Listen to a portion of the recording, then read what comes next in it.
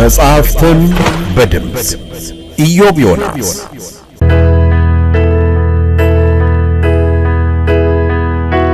አደፍርስ ከዳኛቸው ወርቁ።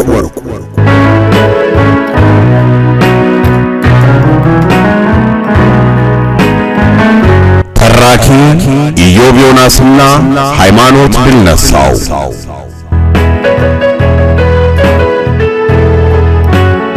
አደፍርስ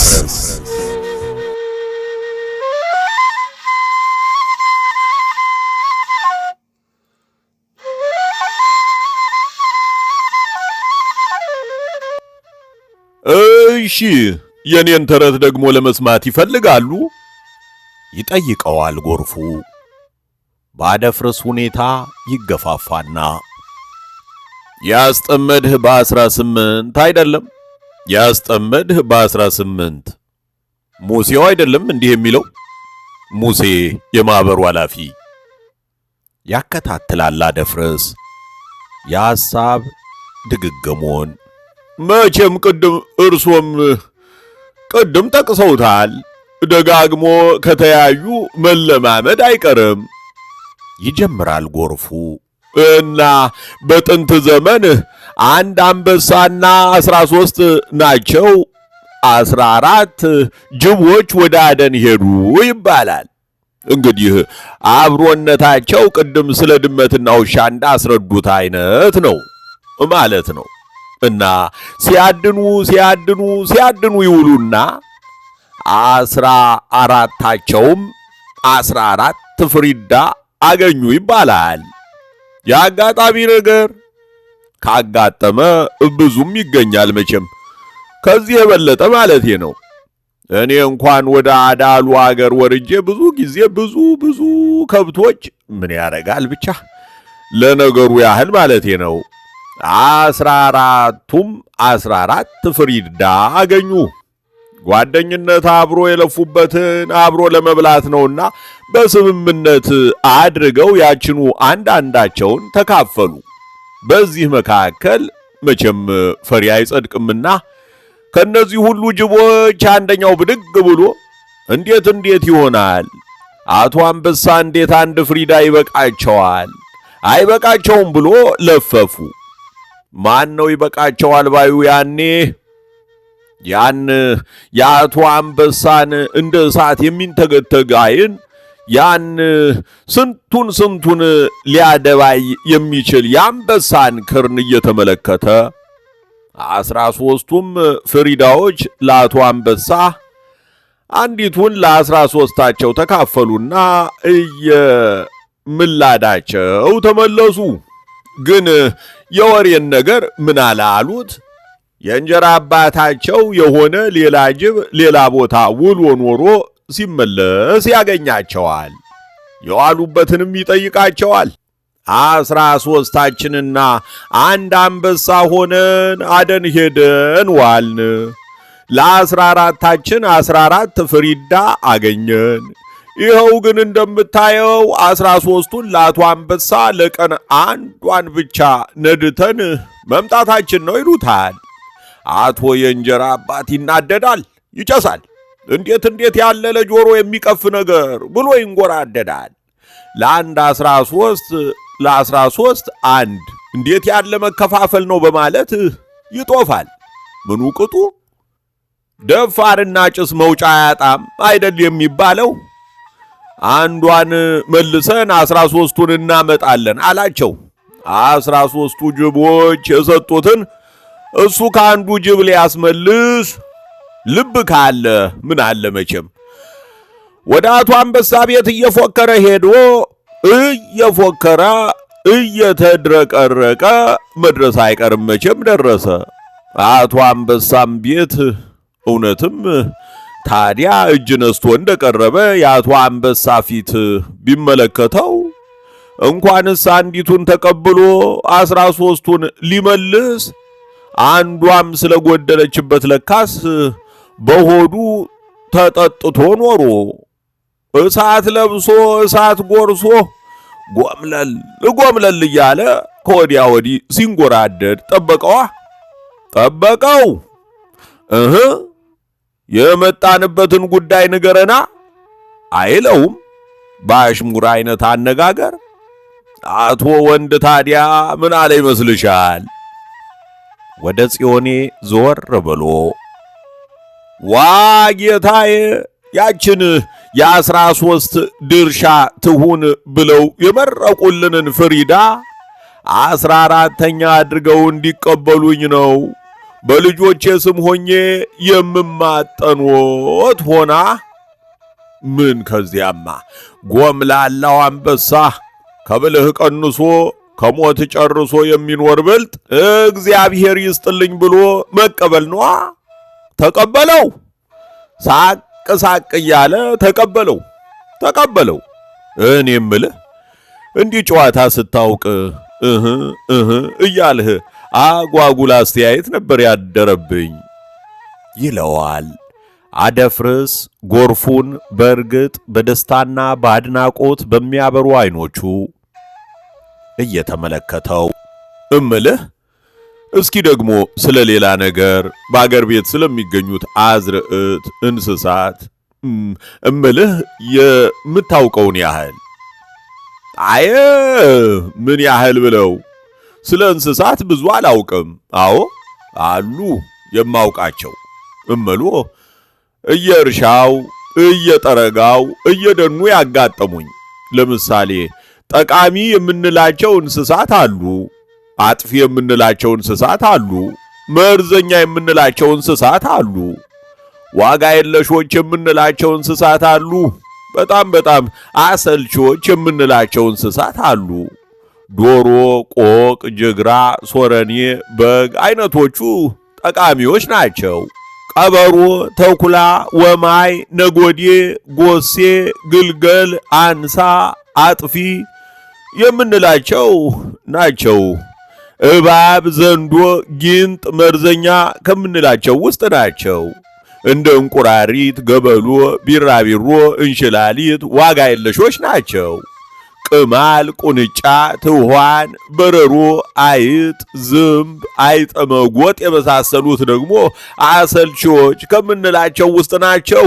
ብቻ ምን አለፋው ድሮ ተማሪ ቤት አሉ የሚሉንና እኔ ያገኘኋቸው የተለያዩ ናቸው። ተማሪ ቤት ገብተህ ኖሯል? አዎ ገብቼ ነበር። ከጽዮኔ ጋር ነበር አብረን የገባ ነው። እንዴት አይነቶች ነበሩ ተማሪ ቤት ሆናችሁ አሉ የሚሏችሁ?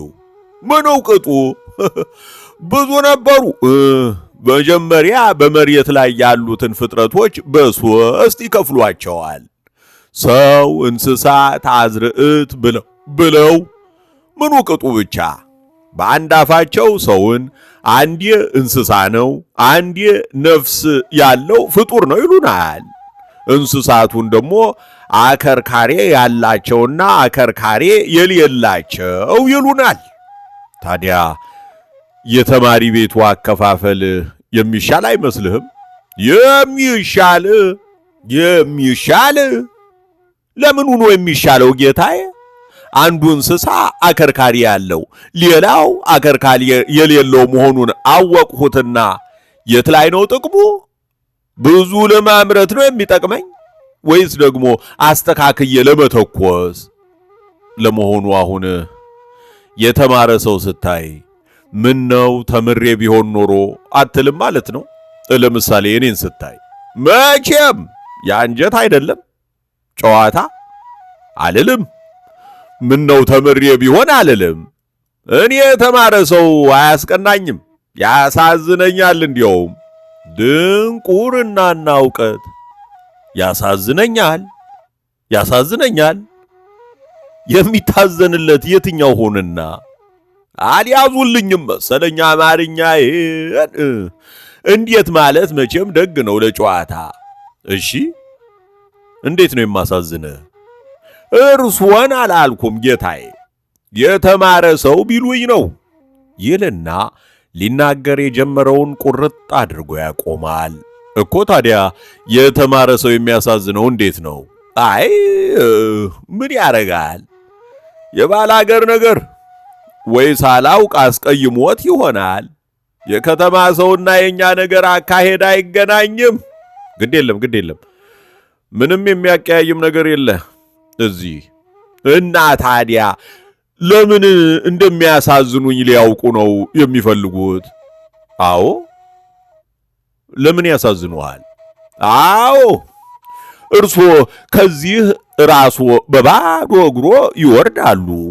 መቼም አያድርስቦትና በዚህ በልስልስ እጆ ዶማ ጨብጠው ሞፈር ቀንበር አቀናጅተው አርሰው ሊኖሩ ይችላሉ። እምሎ ንጉሡ የእናንተ ሥራ በቃኝ፣ አያስፈልገኝም፣ እንደ ገበሬው እንደ ነጋዴው እንደ ወታደሩ እየሰራችሁ ኑሩ፣ የቢሮ ሥራ አልጠቀመኝም፣ ሂዱ ውጡ፣ ከተራው ሰው ተደባለቁ ቢሎ ምን ይውጦታል? ሌላው ቀርቶ በረሮውንና ትኋኑን ብቻ የትኛው ሰውነት ሆኖ የሚችለው? እሾሁን፣ እንቅፋቱን፣ ሞያሌውን የትኛው እግሩ ሆኖ የሚቋቋመው? እንዴ እኔ እስከ አንጀቴ ነው ያሳዝኑኛል ያልኩት። አይ እንዲያ ከሆነ ቀላል ነው። ለጉዞም በቅሎ፣ መንገድ ካለም መኪና፣ ካስፈለገም አይሮፕላን አለ። ለእርሻውም የእርሻ መኪና እናመጣለታለን። ተውሳኮቹንም በዲዲቲ ድራሻቸውን እናጠፈዋለን። ለሞያሌውና ለምናምኑም መጫሚያ እናደርጋለን። ይህን ቀላሉን ነገር ጌታዬ፣ መቼም ይህ ለኛ የዳመና ህልም ነው። እኛ አገር ሌላው ቀርቶ በቅሎም የሚኖረው የደላው ነው። የእርሻ መኪና ላሉት በእውነቱ ይህን ሜዳ የማይታይበት አባጣ ጎርባጣ የእኛን አገር መሬት የሚያርስ መኪና ካለ ጥሩ ነው። ግን ሳስበው በድንቁርና ልቦናዬም ቢሆን የሚኖር አይመስለኝም። ስለ ዲዲቲው እኛም በአቅማችን እየገዛን መሞከራችን አልቀረም። እየጠጡ ቁጭ ሆነይ። ምን እየጠጡ ነው ቁጭ? አይ ጌታዬ፣ የእኛን አገር ተውሳኮች የፈረንጅ መድኃኒት አይደፍራቸውም። ዲዲቲውን ይለምዱትና ውጠው ሲፈረከሱ ጠንቃቸው ለኛው ነው የተረፈው። ክርፋታቸው ከጉድጓድ አይጥ የሚያስወጣ የሆነ አይስማማቸውም። እኛም ታዲያ ምን እናድርግ? መቼም አልወደድነውም። ከሁል አሁን የኛ የቆላ አይጦች እንዲህ መርዝ የሆነ ነገር በምግብ ስናቀርብላቸው ግፋ ቢል አንዷን ቀምሳ ብትሞት ነው። ሌሎቹን እክች ሲያልፉም አይነካቸው። ገና በሽታው ነው ከሩቅ የሚሸሹት። ምን አለፋዎት ብቻ እንኳን ተውሳኮቹን እኛንም አይደፍረን የፈረንጅ መድኃኒት አይመስለኝም። አሰጣጡን ሳታውቁበት እየቀራችሁ ይሆናል። ምን ነው የሚያውቁበትስ መቼ ሆነላቸው? በቀደም አንድ የኛ መንደር ልጅ ታመመችና ሮቢ ወሰድናት። ለሐኪሙ 3 ቀኗ ነው እንቅልፍ በዓይኗ ሳይዞር አልነው። የእንቅልፍ ኪኒን ብሎ 2ም እንደሁ አዘዘላት። ዋጠችና ዓይኖቿን ቁልጭ ሆነ። በጣም ገረመውና እንደገና አንድ እንዲጨመርላት አዘዘ። በጣም ኃይለኛ ኪኒን ነው እያለ ዋጠችና ምንም እንደገና ጨመረላት። ንክች አይ ከዚህ በላይ አደገኛ ነው አለና ተዋታ እንደ ብጤቷ። እርግጥ ነው የምትለው መቼም እውነት አያጣም። እናንተ የባላገር ሰዎች ብዙ የሰውነት ጥንካሬ ያላችሁ፣ መድኃኒት በቀላሉ አይደፍራችሁም። ለራስ ምታቱ ኪኒን፣ ለጭረቱ ፋሻ፣ ለሆድ እመሙ ስንት አይነት ቅርንጥ መጥኔውን ይስጣችሁ። ብቻ እናንተ የተማራችሁ ሰዎች፣ እናንተ ያላሳዘናችሁ ማን ያሳዝን? ተምሬ ቢሆን ኖሮ አትልም ወይ የተማረ ሰው ስታያሉኝ? ይገርማል። ሌላው ቀርቶ በተኩስ እንኳ ቢሆን የተማሩትን አይተናቸዋል። ተኳሽ ቆለኛ አንድ ጥይት በከንቱ ጠብ የማትልበት የምን ትምህርት ደግሞ? አሁን ሰሞኑን እዚህ መንደር አንድ ሰው መጥቶ ዝም ብሎ ጥይቱን ያዘራል ሲሉ ሰማሁ። በቀደም ሚካኤል ወጥቼ እስቲ እግዚአብሔር ያሳዮ እንግዲህ ቆቅ ለመግደል ነው አሉ። ያ ሁሉ ጥይት ማባከን። አደፍርስ ሰውነቱ ቅጭም ይላል። ጽዮኔ እነሱን እያየች ታዳምጥ ነበርና ስለ ተኩሱ ማውራት ሲጀምሩ ቀስ ብላ ብድግ ትልና ወደ ውጭ ትወጣለች። ታዲያ አንተና እኔ እንተኩስ እንዴ? ይጠይቀዋል አደፍርስ ጎርፉን። የጽዮኔን ሹልክ ብሎ መውጣት ያጤንና ምን ከፋኝ ጥይት ካሉት እኛ አገር ጥይት ውድ ነው። ጥሩ ነው እንግዲያው ጠመንጃም ጥይትም አለኝ። ፍሎቤሩን ከተሰቀለበት ከወደ ጓዳ ያወጣና ከግቢው ውጪ ይወጣሉ። አንድ የቅል ኢላማ ባሻገራቸው ይተክሉና ሁለት ጥይት ይዘው ይተኩሳሉ። መጀመሪያ የተኮሰው ጎርፉ ነበርና በሁለቱም ጥይት ይስታል። አደፍርስ ለጥቆ ሲተኩስ በሁለተኛዋ ጥይት ትንሽ ጨረፍ ያደርጋታል ቅሏን። ታዲያ ተኩስ አንችልም እንዴ? ይህች የእርሶ ብረት ለትከሻ ትቀላለች፣ አሻንጉሊት አይነት ነገር። ግንባሩን አንገቱን ያልበዋል። እኔ መቼም ስለ ተኩሱ ጉዳይ ምን ዋጋ አለው ብቻ አገር ይበል። ባንተ ብረት እንወዳደራ። በዚህኛው ካላመንክ እኔ ግድ የለኝም። በእኔ ብረት እንወዳደር። ጥሩ ነው እስማማለሁ። አንድ ጥይት ለእርሶ ሰጦታለሁ፣ አንድ ጥይት ራሴ ተኩሳለሁ። ብረትና ዝናሩን ያስወጣና ዝናሩን ጠጋ አድርጎ በሉ ያውሎ አንድ ጥይት ይምዘዙ ይለዋል። አደፍርስ ሲመዝ ቀልህ ብቻ ይሆናል።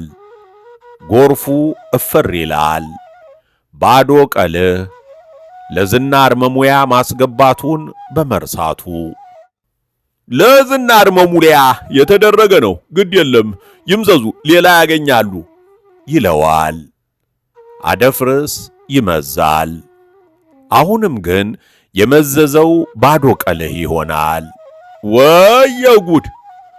የእሱ መገኘት የእርሶ ደግሞ እየደጋገሙ እሱኑ መምዘዝ። ሦስተኛ ጊዜ ሲመዝ ደንበኛ ጥይት ያወጣል፣ ይተኩሳል። ነገር ግን ይስታል። ጎርፉ በተራው መዞ ሲተኩስ ይመታል። እኩል በኩል ሆንን ማለት ነው ይለዋል አደፍርስ። እንደገና ለመተኮስ ትፈልጋለህ?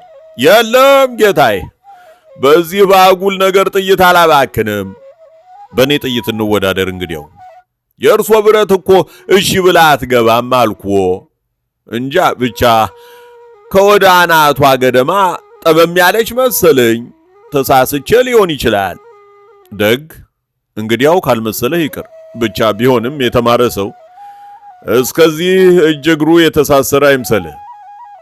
ይመለሳሉ ወደ እልፍኙ።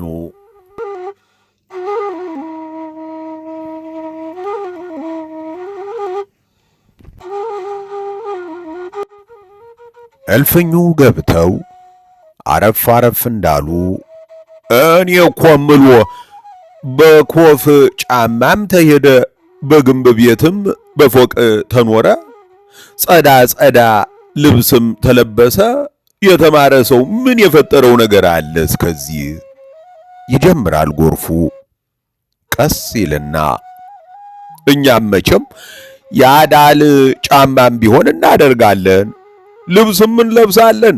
እንደ አገራችን አንገታችንንም የምናስገባበት እንደ ነገሩ የተውተፈተፈ ጎጆም ቢሆን አለን።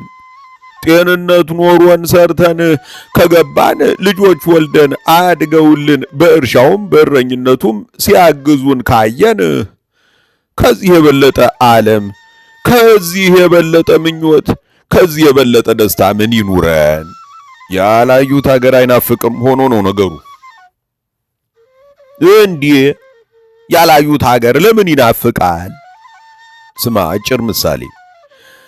አሁን አንተ የኔን ልብስ ለመልበስ አትፈልግም ወይ? በስመ አብ ወልድ፣ እርሶም ስለለበሱት ገርሞኛል። ሙቀቱን መቻሉ። እውነቱን ልንገሮ፣ እኔ ከሆነልኝ ከቁምጣዬ በቀር ራቁቴን መሆን ነው የምፈልገው። ለምን ከቁምጣህ በቀር? አይ እሱማ መቼም አፍረቴን መከለል አለብኝ። ለመሆኑ ልብስ ለጌጥ ይሆናል ሲሉ ሰምተም አታውቅ? እሰማለሁ፣ ግን አይታየኝም። ሴት ልጅ ይሁን ታጊጥ፣ መቼም ምን ይደረጋል። የወንድን ጌጠኛ መሆን ግን አላውቅም። የወንድ ጌጡ ሰርቶ ማብላቱ ብቻ ነው። አሳረፍከኝ። እንግዲህ ትራሴ እሰቀልና ቀና ባልኩ ቁጥር እሳለመዋለሁ እያሉ ይገባሉ ወይዘሮ አሰጋሽ። ከአቶ ወልዱና ከአቶ ክብረት ጋር ሆነው መመለሳቸው ነው። የጉድጓዱን ማሽላ ደህናውን ከደንበሻው ካስለዩ በኋላ ክብረት ከሁኔታው አንድ ንጥረ ሐሳብ ስላገኘ ደንበሾው በሚል ርዕስ ስዕል ለመሳል አንዳንድ ንድፍ አውጥቷል። እዚያው ሆኖ ግን ስለዚሁ ሐሳብ ሲያሰላስል የሚካኤልን ቤተ ክርስቲያን ወለል ብሎ ከሚታይበት አቅጣጫው ስላገኘው በእርሳስ ብቻ ጥሩ አድርጎ ነድፎ ለወይዘሮ አሰጋሽ ይሰጣቸዋል። ይህን ስጦታ እየተመለካከቱ ነው እንግዲህ የገቡት። ልባቸው ቢጠራጠር አንተ የሳልከውን ስዕል አልሻም ሊሉት አልፈለጉም። ሲገቡ ጎርፉና አደፍርስ ብድግ ብድግ ይላሉ። መቼ መጣህ ጎርፉ? ይሉና ናዛመኝ እንጂ ታዲያ እጃቸውን ዘርጋ ያደርጋሉ። ጎርፉ ለጥ ብሎ መጫሚያቸውን ይስማል። ምነው ወደኛ ጋር ብትመጣ ኖሮ እኔ ደሞ እኮ እንዲያው ከልቤ አልለየውህም። ያቺ ደሞ የኔ ጽዮን የት ሄዳለች? መጣ እንኳን ብላ እስኪ ብትነግረኝ። ለሌላ ነገር ቢሆን መቼም ይህን የትሮጥ ነበር። ከእሳቸው ከአቶ አደፍርስ ጋር ጨዋታ ይዤ ነው። ከጀላ አርጎኝ ነበር ለመምጣት እንኳ። ስለዚህ ስለ መሳም ነገር እንዴት አንድ ማሻሻያ ሳያገኙለት ቀረ ይላል አደፍርስ። እንደ ወይዘሮ አሰጋሽ የተለመደውን በአበው በጻድቃን ተቀመጥን እንኳ አላሉትም። እሱም ያጤነው አይመስልም። ስለያቱ ወዳጅ ይሉታል። ወይዘሮ አሰጋሽ ምን ነገር ሊያመጣ ነው ብሎ በፈራ አንደበት ይህ እግር መሳም፣ ጉንጭ መሳም፣ ድንጋይ መሳም፣ መስቀል መሳም፣ ወረቀት መሳም፣ እጅ መሳም ማን ወጣው ታዲያ? ባህላችን ነው መቼም። ልማድ ልተውህ ቢሉት ይተዋል። እኔ አሁን አንድ ነገር ልንገርህ። አብያቴ ውስጥ ስላለው ስርዓት ይህች የኔ አገልጋይ አለች እግሬን የምታጥበኝ። ታዲያ ማታ ማታ እግሬን አጥባ ስታበቃ አንደኛውን ካልሳመች ጭራሽ ነው የምለው እኮ። ጭራሽ የታጠብኩ አይመስለኝም። እሷስ የታባቷ ልትገባ፣ ሌላ የታባቷ ልትገባ። ሌላ ደግሞ ልንገርህ፣ አሁን ይሄ የኔ ልጅ ጎርፉ አለ ለሁለት ወይም 3 ቀን እንኳን ሳላየው ቀርቼ መጣ እንደሆን ካልሳመኝ ትልቅ ነገር የቀረብኝ ነው የሚመስለኝ። ድንጋይ ስላልከው ግን ድንጋይ አልስምም። ሌላ ሰው ሲስም አላየሁም። ይህን መሳለሚያው ማለት ይሆን አድባሩን? ምን ነው የቤተ ክርስቲያኑ ደፍ፣ የቤተ ክርስቲያኑን ግድግዳ፣ የቤተ ክርስቲያኑን ደረጃ?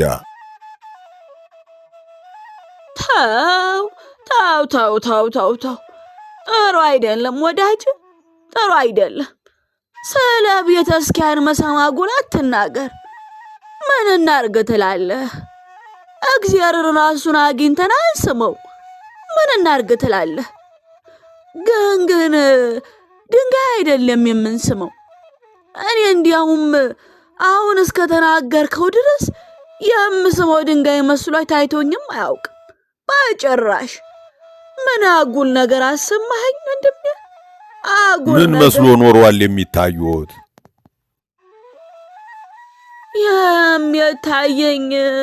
የሚታየኝ የእግዚአብሔር ቤት ምን ይመረመራል? ምን ሊታየኝ እምሎት ይችላል?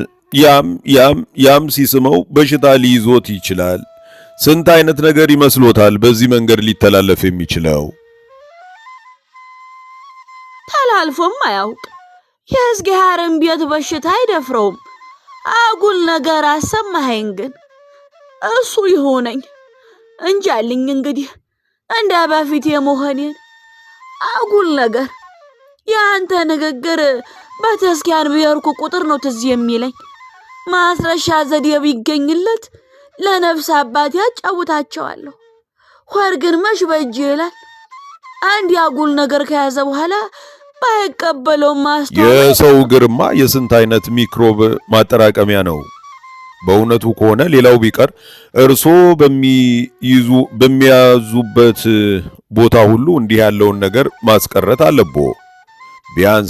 ቢያንስ በቅርብ የሚያስተዳድሯቸው ሰዎች እንዳያደርጉት። መቼ በእጄ ይላል ሰው። እግሬን እንዳይስም ብከለክለው ምን አድርጊያት ነው ብሎ ነው ያማላጁ ማት የሚያሽጎደጉደው። ደግሞም ማንንም እግሬን እንድስም የምፈልግ አይምሰልህ። አዎ አባርጥበታለሁ። በጣም የቅርብ የምለውን ነው የምፈቅድለት። ቢያስቀሩት ነገርኩህ እኮ። የቅርብ ብሎ በመናገር ብቻ የሚቀር አይደለም ነው የምልህ። እንደ እህል እንደው አስፈላጊ ነው። ያለሱ ለመኖር አይችልም ህዝቡ። እመንጎርፉ አሁን አንተ ጫማ እርሶም አይሉኝ። ያውልህ እንግዲህ አሁን አንተ ጫማ መሳም እፈልጋለሁ ማለት ነው? ለምን አልፈልግም? ማን አስገደደኝ ታዲያ? አትስመኝም ወይ አሉ። ከዚህ የበለጠ አይደለም። ከትናንት ወዲያ እዚሁ ስለነበርሁ። አዎ ከትናንት ወዲያ መጥቶ ነበር። ምናልባት እንደኔ የለቃ አሁን ስለ ነገው ጉዞሽ ብንነጋገር። ይሄ አጉል ትርኪ ምርኪ ለማንኛችሁም አይበጅ። እኔም ብለው አንቺ ከሄድሽ እኛስ ባለቤት ለሌለው ቤት ምን እንሰራለን? እኔም እሁድ ስብሰባ አለብኝ። ስለዚህ ስለ ትምህርት ቤት ማሰሪያ መዋጮና ብዙ ጉዳይ ብተኩስም ያለ ወትሮዬ ሰነበቱ። ጣልቃ ይገባሉ አቶ ወልዱ። አይ እኔማ ከነጽዮኔ ጋር ለመሄድ ተስፋ ሰጥቻለሁ ይላል አደፍርስ ይለጥቅና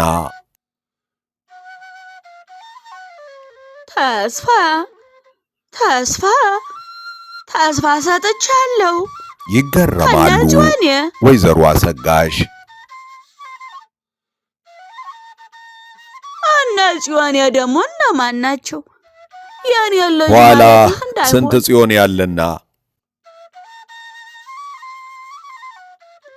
ታዲያ እሷ ከኛ ጋር የምትሄድ መስሎኝ ነበር። እያፋጩ ጥር የሚሉት ነገር ሆነ እንዴ? ምን አለ እኔ ሳብሬ ብሄድ አይደለም። ነገሩን የደረስክበት አይመስለኝም። እኛ ለዓለም ለደስታ አይደለም የምንሄደው፣ ጠበል ለመጠመቅ ነው። ዘመድ አዝማድ የምንለው በአቅራቢያ አይኖርም። ለአንዱ አይ መቼም እኮ እሳቸው አብረዋችሁ ሊሄዱ ከፈለጉ በርከት ብለን ማረፊያ እንዳናጣ እኔ ልቀር እችላለሁ ይላል ጎርፉ። ወሬ ያለ በትሩ የት መንገድ ይወጣል? ያንተ መቅረት ዘበት ነው። ደግሞስ እስከዚህ መቼ አደክምህ ነበር? እንዲህ በቀላሉ የምትጠቃ መሆንህን ባውቅ። ታዲያ እኛም ዕቃችንን በቅጥ በቅጡ አድርገን በጠዋት ብንነሳ። ጣልቃ ይገባሉ አሁንም አቶ ወልዱ። ለመሆኑ የእኛንም ሄድ ወሬ ከእንዴት ያለች ወፍ ሰማኸው? ከየት ሰማዋለሁ? ማለት እናንተው ስትናገሩ እኔ ነኝ የነገርኩት። ማረፊያ ትመልሳለች ጽዮኔ ቶሎ ብላ። የኔው ነሽ ለካ። እንግዲህ እኔስ ምን መንገድ ያገኘ አልፈልግም። ማረፊያው ችግር የሚፈጥር ከሆነ ጤነኛ ነኝ። ደግሞ በዚህ ላይ ፍል ውሃ ምን ይሰራልኛል?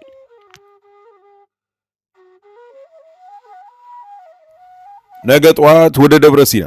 ሌላ ጭቅጭቅ የለም እንግዲህ በቆረጠ ቃል ይናገራል አደፍርስ። ስለ ጤንነትሽ የምታውቂው ነገር የለም።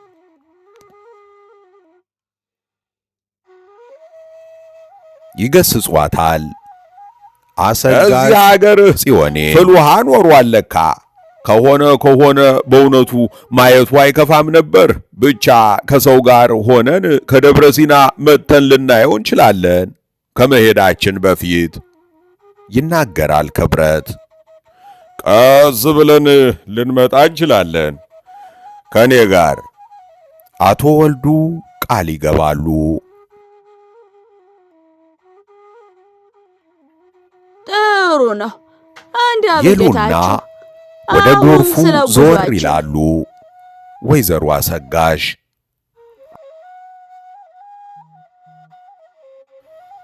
አደፍርስ ከእልፍኝ ይወጣል።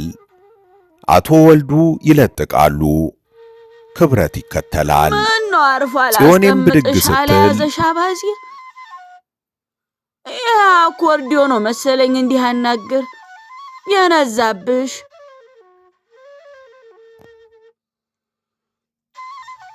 ቶሎ ብላ ተመልሳ ቁጭ ትላለች። ምን ብንይዝ የምሻል ይመስልሃል ታዲያ? እንዳገልግልም እንዳድርቆሽም